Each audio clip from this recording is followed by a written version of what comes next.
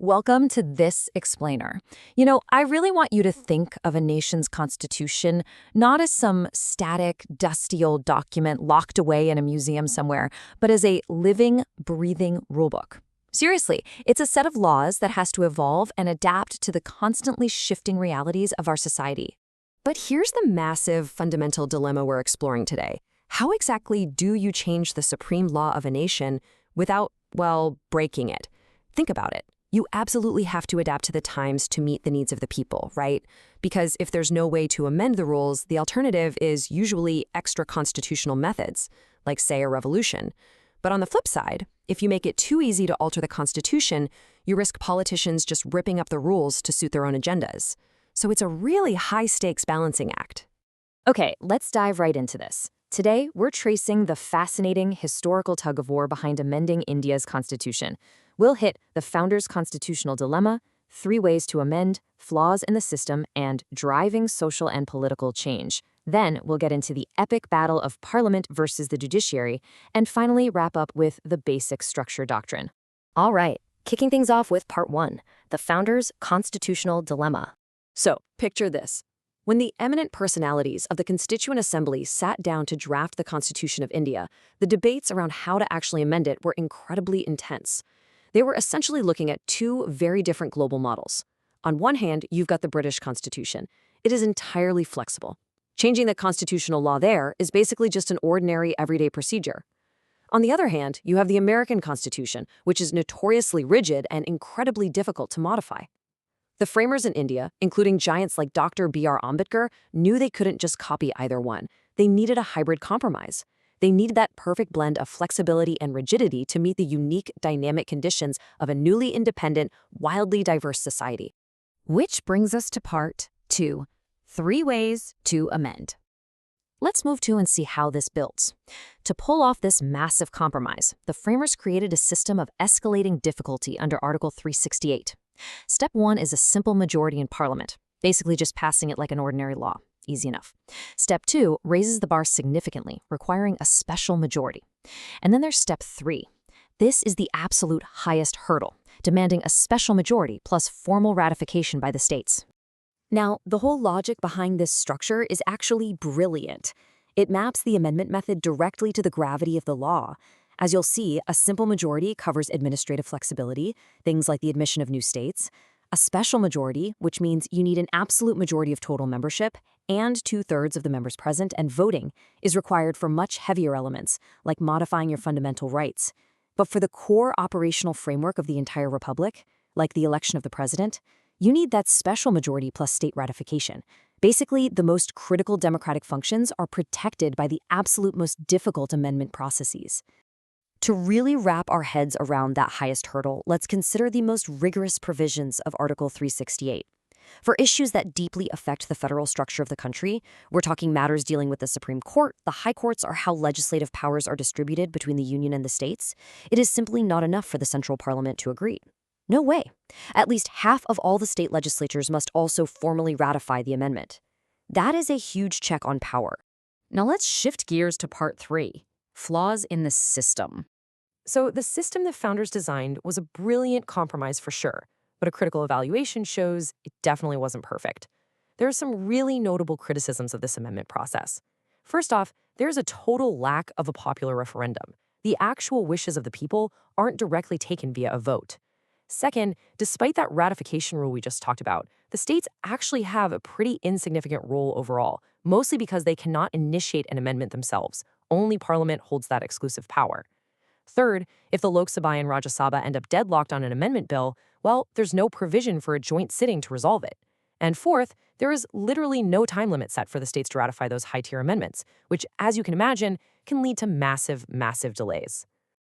Now, what's really interesting about this is one of the most profound criticisms of all.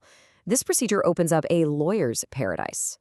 Because the amendment process leaves enormous scope for taking matters to the courts for adjudication, it essentially laid the groundwork. It set the stage for decades of absolutely epic legal battles over what the government can and cannot do.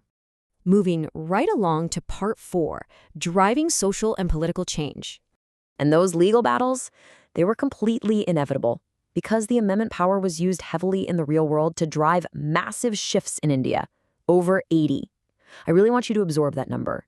Within just a span of 50 years, the Constitution was amended over 80 times. It proves that despite all those complex rules and rigid safety mechanisms, the Constitution became incredibly flexible in practice. You see, Parliament was using its amending power to push through some really vital socio-economic goals. For example, early after independence, state governments passed land reform acts to try and address rural economic inequalities. When high courts struck down laws, like the Land Legislation Act of Bihar, for violating the right to equality, the central government just used amendments to overcome those legal hurdles. In fact, that is exactly what the First Amendment in 1951 was aimed at.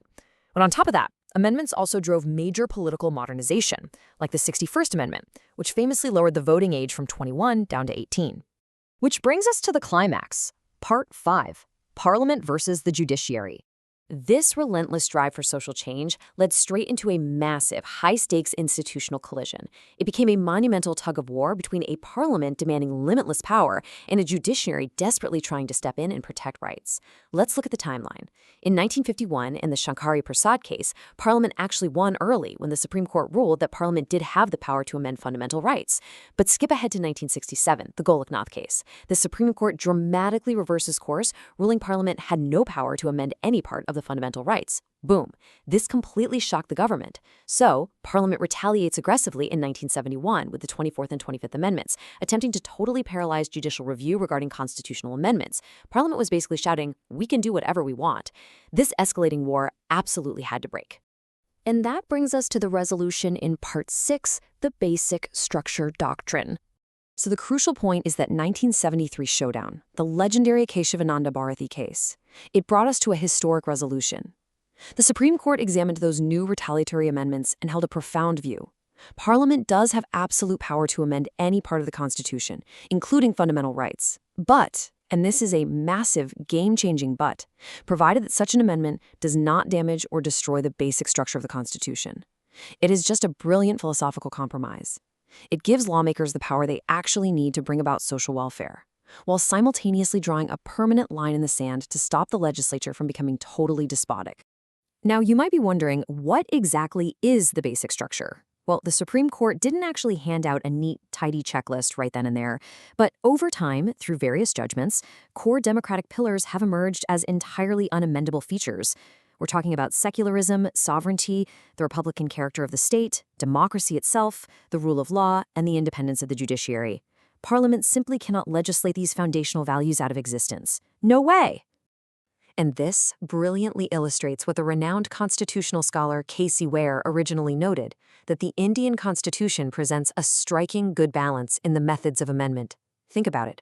Despite the inherent flaws, the intense political maneuvering, and the fierce, decades-long court battles we just talked about, the framers' goal of a balanced system, one that serves the pluralistic needs of society while fiercely protecting core rights, was ultimately realized through this judicially forged doctrine.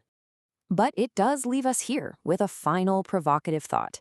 You know, this source text itself admits that the basic structure theory is surrounded by confusion and uncertainty. Since any claim of a basic feature is determined by the courts strictly on a case-by-case basis, it imposes some pretty ambiguous limitations. So if the basic structure is intentionally vague and the boundaries of lawmakers are ultimately drawn by unelected judges rather than your elected representatives, who truly holds the ultimate power in a democracy? It's a fascinating tension, and it continues to define the nation's legal landscape today. Thanks for joining me for this explainer.